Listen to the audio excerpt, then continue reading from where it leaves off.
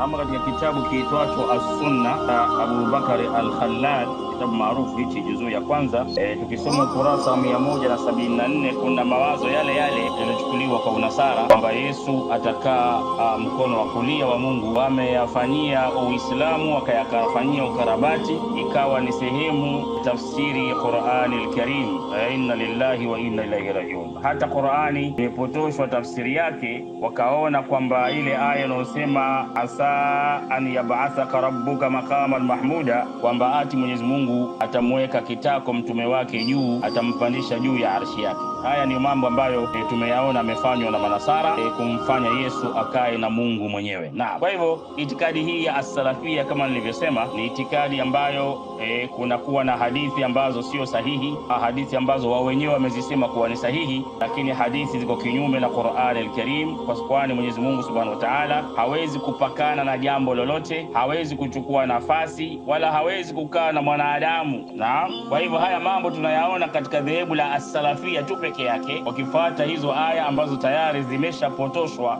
maana yake, wakadai kwamba ndio aqida sahiha. Na kwa tukisoma kitabu hichi cha As-Sunna cha Allama Al-Khallal katika riwaya nambari 241, akhbarana Muhammad bin Abdul Malik ad-Duqaiqi qala hadathana Ali ibn al-Hasan bin Sulaiman qala hadathana Ibn Fudail an al-Layth an Mujahid asa an yab'athaka rabbuka maqaman mahmuda qala yajlisuhu ala al-arsh, yani Mungu anamweka kitako mtume wake juu ya arshi. Na ndiyo maana tafsiri ya aya, huenda Mwenyezi Mungu akamfufua na kumpa cheo mahmuda, cheo chenye cha heshima. Kwa cheo cha heshima kwa wao as-salafia ni vile kuchukuliwa kwa mtume akawekwa juu ya arshi na Mungu akakaa naye. Inna lillahi wa inna ilaihi raji'un. Katika riwaya ya 242, riwaya hiyo hadathana bin Muhammad hadathana Ibn Fudail an al-Layth al-Mujahid asani yab'athaka rabbuka maqaman mahmuda qala yajlisuhu ma'ahu ala al-arsh, Mungu anakaa naye ma'ahu, yani watakaa pamoja na Mungu mtume Muhammad sallallahu alaihi wasallam. Pamoja na kwamba sisi tunamheshimu mtume na tunajua kwamba atakuwa na cheo kikubwa sana cha heshima katika pepo ya Mwenyezi Mungu, lakini hatuamini kwamba atakaa sambamba kwenye kiti kimoja na Mungu mwenyewe. Huu ni ukafiri na huu ni unasara, hauna chembe ya muungano au uhusiano na Uislamu sahihi. Na katika kitabu cha Ibn al-Qayyim, mmoja wa maulama wa kisalafi, kitabu chake kinachoitwa Ijtima'u al-Juyush al-Islamiyya, hivyo ameandika kitabu hiki, ndani yake amenukuu riwaya ambayo anainasibisha na mtukufu mtume kwa sanadi ya Abdullah bin Umaira an al-Ahnaf an al-Abbas bin Abdul Muttalib anna Rasulullah nadhara ila sahaba, mtume aliangalia mawingu, faqala ma tusammuna hadhihi, akasema mnayaita kitu gani haya, majina gani, jina gani hili? Al-sahaba, akasema haya ni mawingu. Kwa hivyo riwaya ni ndefu, ikaendelea anazungumza baada ya mbingu hizi kuna kitu gani, kuna kitu gani, kuna kitu gani, kisha akasema baina ya kila mbingu kuna kitu gani na juu ya kila mbingu kuna kitu gani, hata adda 7 samawati, mpaka mtume akazihesabu mbingu 7. Kisha akasema thumma fawqa as-samai 7 baharun, na juu ya mbingu ya 7 kuna bahari, a'lahu wa asfalahu kama baina as-samai wal ard ila al-ard, na juu yake na chini yake kuna masafa ya baina ya mbingu na ardhi, baina samai ila sama, baina mbingu na mbingu samani. Thumma fawqa dhalika 8 aw'al, kisha juu ya hiyo bahari na nini kuna mbuzi wa majabalini wale 8 aw'al, ni mbuzi wale wakubwa wale wanaoishi katika majangwa wale kwenye majabali. Subhanallah. Fawqa adhlafihim wa rukbihim, baina adhlafihim, baina ya zile kwato zao na mafuti yao, magoti yao, ni masafa ya ma baina samai ila sama, masafa yake ni sawa sawa kutoka kwenye mbingu nyingine. Maana ikiwa mbingu na mbingu masafa yake ni 500 sana, ni miaka 500 kwa mjibu wa riwaya zilizomo katika vitabu hivi vya Al-Sunna Jamaa. Ina maana kutoka kwenye kwato, mguu wa yule mbuzi mpaka kwenye goti lake ni masafa ya maili 500, ni masafa ya miaka 500. Samahani. Kisha nasema ala dhuhurihim al-arsh, juu ya migongo yao hao mbuzi ndiyo inakaa hiyo arsh, baina asfalihi wa a'lahu mithla ma baina as-samai ila as-sama, baina yao ni sawa sawa na juu ya mbingu, baina ya mbingu na mbingu. Thumma Allahu ta'ala ila fawqa dhalik, kisha Mwenyezi Mungu ndio yuko juu ya hayo. Kwa hivyo arshi ya Mwenyezi Mungu kwa mujibu wa mafundisho ya as-salafia inabebwa juu ya migongo ya mbuzi hawa wanane, na wanasema hadha hadithun hasanun sahih, hadithi ni hadithi hasan nzuri na sahih, akhrajahu Abu Daud. Naam, kwa hivyo Ibn Qayyim anasema hadithi ni sahihi na ni hasan. Ukienda katika kitabu chenyewe cha Ijtimaa' Juyushu al-Islamia, wakiangalia kwenye ukurasa wa 237 na 238 unaikuta hadithi hiyo kama nilivyoisoma. Sasa tukiwauliza as-salafia, kwa nini nyinyi mnakufuru kiasi hiki kwa kuamini kwamba arshi ya Mwenyezi Mungu inabebwa na mbuzi 8, mbuzi 8? Kuna mnasaba gani kati ya mbuzi huyu, mbuzi wa Jabali huyu anayebeba arshi ya Mwenyezi Mungu, na kwamba Mwenyezi Mungu anabebwa na viumbe vyake? Kwa sababu hawa mbuzi bila shaka itakuwa ni katika makhlukati Allah. Sasa vipi makhlukati Allahi inambeba Mwenyezi Mungu? Vipi makhlukati Allahi ambao ni fukara, kama Qur'ani inavyosema, ya ayuhan nas, enyi watu, antumul fuqara ila Allah wallahu wal ghaniyul hamid, nyinyi nyote mnahitajia Mwenyezi Mungu na yeye ndiye aliyekuwa amejitosheleza.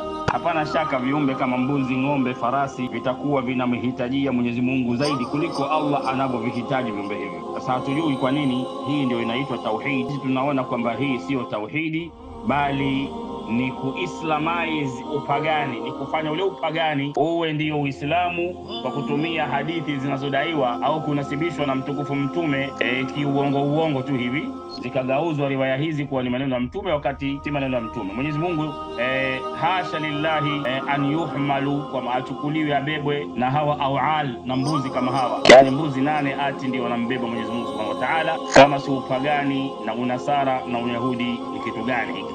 Tunaomba mashehe wa kisalafi waje waelezee riwaya kama hizi katika ukumbi, katika kiustaarabu, na kutoa ushahidi wa haya tunayoyasema katika vitabu vyao. Je, ni kweli? Na kwa nini wanaamini hivi? Na kwa nini wanakhtilafiana na ule Uislamu ambao ni Uislamu sahihi unaomfanya Mwenyezi Mungu asihitajie jambo lolote katika makhlukati hii, katika viumbe vyake? Naam, wanaweza kusema labda hiyo ni riwaya ambayo iko au imenukuliwa na Ibn Qayyim peke yake katika kitabu chake cha Ijtimaa' Juyush al-Islamia, lakini tunaona haya pia katika kitabu cha Sunani Abi Daud. Katika kitabu cha Sunani Abi Daud as-Sijistani al-Azdi, kitabu sunna, ukurasa wa 231, babu fil jahmiyah, katika riwaya 4723 anarudia yale ambayo yalielezwa na Ibn Qayyim. Anasema thumma fawqa as-sabi'a bahrun, katika mbingu ya 7 kuna bahari, baina asfali wa a'lahu mithli ma baina as-sama'i ila as-sama', thumma fawqa dhalika 8 aw'ali baina adlafihim wa rukbihim mithli ma baina as-sama'i ila as-sama', thumma ala dhuhurihim al-'arsh, juu ya migongo yao ya hao mbuzi 8 kuna arsh, baina asfali wa alahu mithli ma baina as-samai ila as-sama'. Allahu tabaraka wa taala fawqa dhalik, insha Allah anakuwa juu ya ile arshi, na arshi inabebwa na hao mbuzi 8. Inna lillahi wa inna ilayhi raji'un. Sasa unapoona kwamba wenzetu wanakuwa wanaamini hivi na wanadai kwamba hii ndio tauhidi, tunapata mashaka sana. Kwa hiyo tunakuta kwamba kwa mujibu wa Ibn Qayyim katika kitabu chake cha Ijtimaa' Juyush al-Islamia amethibitisha akida kwamba Mwenyezi Mungu anabebwa na mbuzi 8 na arshi inabebwa baada ya arshi hiyo kuwa juu ya migongo ya mbuzi hao 8. Na Allama Abi Daud katika sunani zake kitabu sunna, babu fil jahmiyah, mlango wa jahmiyah, anasema hivyo kwamba kuna riwaya ambayo amenasibisha kwa mtume na ni riwaya sahihi. Anasema kwamba kuna mbuzi hawa, yani ile mkwato zao tu na magoti yao basi ni urefu wa baina mbingu na mbingu. Sijui mbuzi huyo ana ukubwa gani, na ni katika makhlukati Allah, ni katika viumbe Mwenyezi Mungu Subhanahu wa Ta'ala. Sasa ni hatari kubwa, hii ni hatari kubwa sana. Kwa hivyo tunakuacheni na tauhidi hii ambayo mnao, ambayo mimi naita ni upagani au uyahudi na unasara nyuma ya pazia. Huwezi kuamini kwa Mwenyezi Mungu anabebwa na mbuzi 8 na arshi yake iko juu ya migongo ya mbuzi, alafu ukadai kwamba wewe ni mtu wa tauhidi. Tauhidi gani unaotaka watu waielewe? Mashaallah. Kwa hivyo tunakuacha na tauhidi yako, Mungu wako ambaye anabebwa mbuzi 8 na arshi yake iko juu ya migongo ya mbuzi. Hii ndio tauhidi yako, licha ya kwamba Allah anasema vitu vyote iftaqarat ashiya ilayhi, vitu vyote vimefilisika au vinamhitajia Allah subhanahu wa ta'ala, kwa sababu ni naqais. Vitu vyote, viumbe vyote vina naqais. Mwenyezi Mungu tu ndiye al-kamalul kull, ni yeye. Sasa unaposema kwamba arshi yake inabebwa kwenye migongo ya mbuzi, unawashangaa sana kwa kudai kwamba hiyo ndio tauhid, lakini as-salafia hawana tauhid. As-salafia ni washirikina kama walivyo washirikina wengine, mapagani kama walivyo mapagani wengine, na dini yao ni Uyahudi na Unasara nyuma ya pazia, lakini kwa mgongo wa hadithi ambazo wameziislamize, wamezitia katika Uislamu na kuzinasibisha kwamba zimetamkwa na mtukufu Mtume sallallahu alayhi wa sallama, na hayo ni muhali kwa mtume kumwarifisha au kumfundisha Allah kwamba amebebwa na mbuzi 8 kama ilivyo katika riwaya ya Abu Daud, katika riwaya ya Ibn al-Qayyim kwenye vitabu vyao. Kumalizia darasa yetu hii kwamba wenzetu hawa wa as-salafia kama wanavyosema Wakristo kwamba Yesu atakaa mkono wa kuume wa Mungu juu ya kiti chake cha enzi. Maneno haya ameyasema Ibn Taymiyyah katika kitabu chake Majmu'ul Fatawa juzuu ya 4 ukurasa wa 207. Ukisoma kitabu hiki kinatuambia, nitasoma ile sehemu ambayo ni mahalu shahid, asema idha tabayyana hadha faqad haddatha al-ulama'u al-mardhiyuna wa awliya'uhu al-maqbulun. Maulama walioridhiwa na mawali wa Mwenyezi Mungu wanakubalika wamesema kwamba anna Muhammadan Rasulullah, kwamba Muhammad ambaye ni mtume wa Mwenyezi Mungu, yajlisuhu rabbuhu ala al-arshi ma'ahu, atamuweka kitako mtume wake juu ya arshi pamoja na yeye. Kwa hivyo mtume atakana nani? Na Allah subhanahu wa ta'ala. Sasa mtu mwenye akili kama hii atawezaje kujiita kwamba yeye ni katika watu wa tauhid, watu wa kumpwekesha Mwenyezi Mungu subhanahu wa ta'ala? Hawa dhalika Muhammad bin Fudail asema Fudail, Ibn Taymiyyah asema hayo yamepokelewa kutoka kwa Muhammad bin Fudail, an kwa Imam Lith, an Mujahid kutoka kwa Mujahid. Huyu Mujahid kifaru wa tafsiri za Qur'an al-Karim wa ahli sunna wal jamaa. Katika tafsiri yake Mujahid asema asa rabbuka an yab'athaka maqaman mahmuda, akifasiri surati al-Isra. Naam, ni hatari. Naam.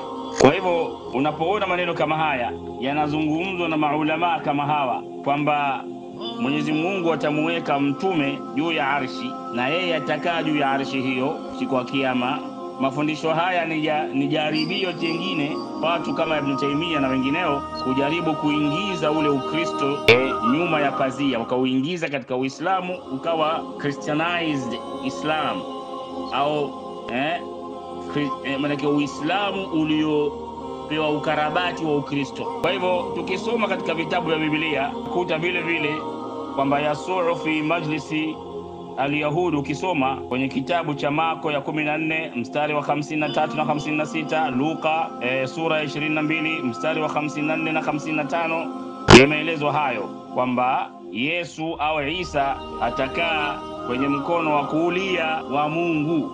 Naam.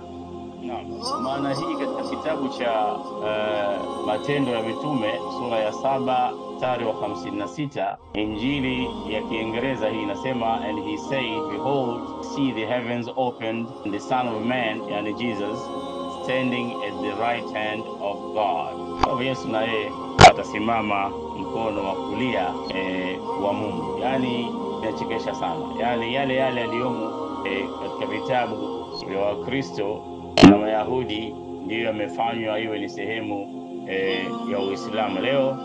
Kwa akida ya as-salafia inadai kwamba Mungu atamuweka Muhammad juu ya arshi akae pamoja naye, ni kwa kweli imechukuliwa na vitabu vya Biblia, na hiyo riwaya inaonasibishwa Mtume sallallahu alaihi wasallam ni riwaya ambayo haikubaliani na mafundisho ya Qur'an al-Karim, bali utayaona katika vitabu vya Injili, kitabu cha Manasara, kitabu cha Hebrews, Ibrania sura ya 1 ukurasa wa 13.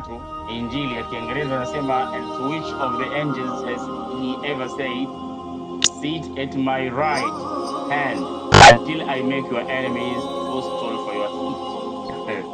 Anaambiwa akae kwenye mkono wa kuume wa Allah mpaka Mungu awatie awafikisha ukingoni maadui wote wa Yesu. Katika kitabu cha Ephesians wa Efeso sura ya kwanza mstari wa 20 inasema that he walked in Christ, alifanya kazi, alitenda kwa ajili ya Yesu, and he raised him from the dead, alipomnyanyua kutoka na wafu, and seated him, na akamweka chini at his right hand in the heavenly places, akamweka kwenye mkono wake wa kulia mbinguni, yani kwenye arshi yake. Kwa hivyo tumeshaona chimbuko la itikadi hii kwamba Mwenyezi Mungu ajlasa nabiyahu ala arshihi, kama alivyosema Ibn Taymiyyah kwenye kitabu chake. Tumeona kwamba itikadi hii inatokana na Manasara na imechukuliwa katika Biblia. Kwa hivyo nitaweka chini hapa kitabu hiki cha Ibn Taymiyyah, Majmu' al-Fatawa juzu ya 4, kwa ajili ya kukuongezeeni ufanisi wa kufanya comparative analysis, utafiti chana wa haya ambayo nimeyasema. Nikutakieni kila la kheri, wala kumini jazili shukr. Wassalamu alaikum.